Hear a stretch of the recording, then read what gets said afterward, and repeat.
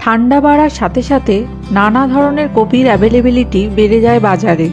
আর ঠান্ডা কেন বলছি, প্রায় সারা বছরই কপি কম বেশি বাজারে থাকে, কিন্তু শীতের কপির স্বাদের কাছে সেটা কিছুই না। তাই আমি ফ্রেশ ফুলকপি চুজ করেছি আমার আজকের রেসিপি গুঞ্চা ও বাহারের জন্য।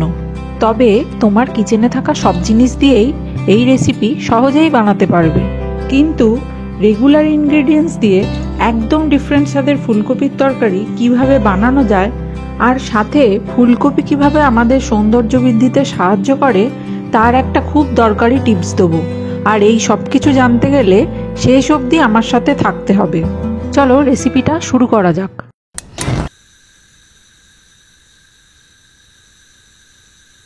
আমি এই ফ্রেশ ফুলকপিটা থেকে 300 গ্রাম মতো ফ্লোরেটস বা ফুলকপির পিস বার করে নিয়েছি। এইবার ফুলকপির টুকরোগুলো নুন হলুদ দিয়ে 1 থেকে 2 মিনিট ব্লাঞ্চ করে নেব।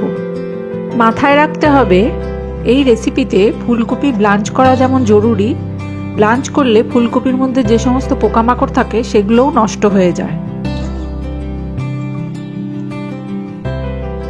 ফুলকপির জল ভালোভাবে ঝরিয়ে নিয়ে তার মধ্যে হাফ টিস্পুন রসুন বাটা ও হাফ টিস্পুন আদা বাটা দিয়ে 10 থেকে 15 মিনিট ম্যারিনেট করে রাখতে হবে।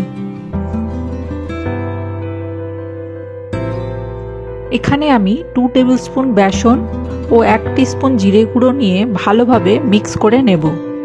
এরপর ম্যারিনেট ফুলকপিগুলোকে এর মধ্যে হালকাভাবে কোট করে ডিপ ফ্রাই করব।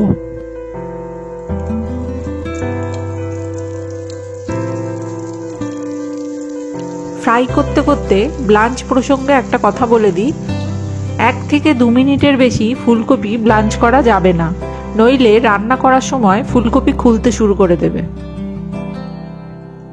দেখো কপিগুলো আমি সুন্দরভাবে ফ্রাই করে নিয়েছি। এরপর আমি গ্রেভি বানাবো, আর গ্রেভি বানাবার আগে মশলার একটা পেস্ট রেডি করে নেব।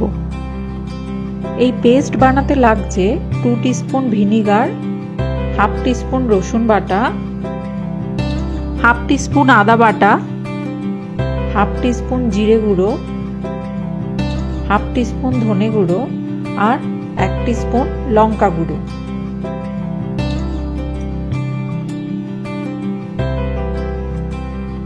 গ্রেভি বানাবার জন্য আমি হোয়াইট অয়েলের সঙ্গে সামান্য বাটারও ইউজ করেছি। তোমরা চাইলে এই গ্রেভিটা পুরোটা বাটার দিয়েও বানাতে পারো, আবার সাদা তেল দিয়েও বানাতে পারো। পেঁয়াজ কুচিগুলো হালকা ব্রাউন করে ভেজে নেব।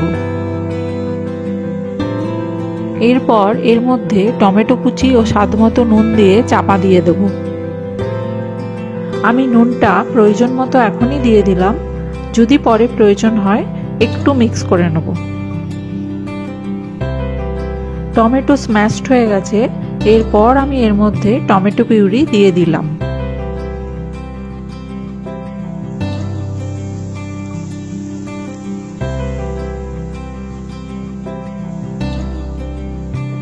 সামান্য হলুদ অ্যাড করলাম, সাথে মশলার পেস্টটাও দিয়ে দিলাম।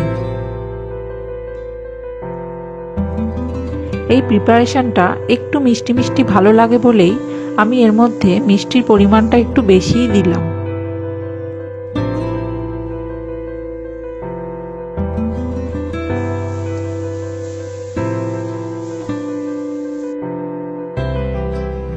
টু টিস্পুন টক দই দিয়ে মশলাটা আরও একবার ভালোভাবে কষিয়ে নেব।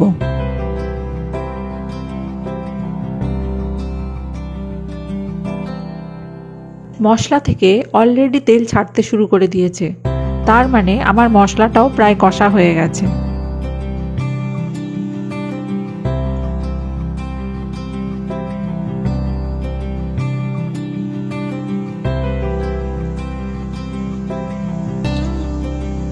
এরপর ফ্রাই করা ফুলকপিগুলো গ্রেভির মধ্যে দিয়ে খুব হালকা হাতে টস করে 1 থেকে 2 মিনিটের জন্য চাপা দিয়ে দেবো।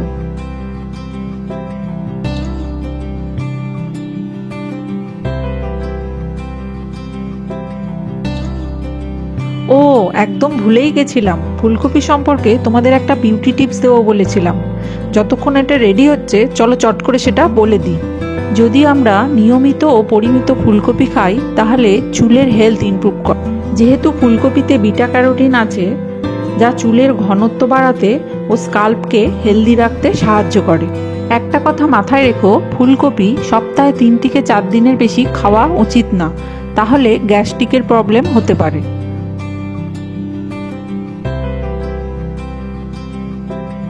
দারুণ একটা স্মেল বেরোচ্ছে, গুঞ্চাও বাহার একদম রেডি।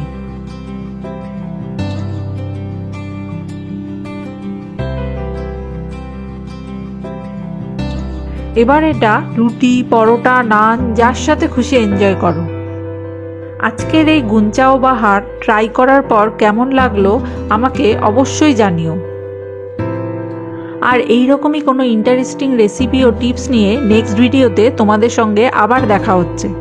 সবাই সুস্থ থেকো, ভালো থেকো, টাটা।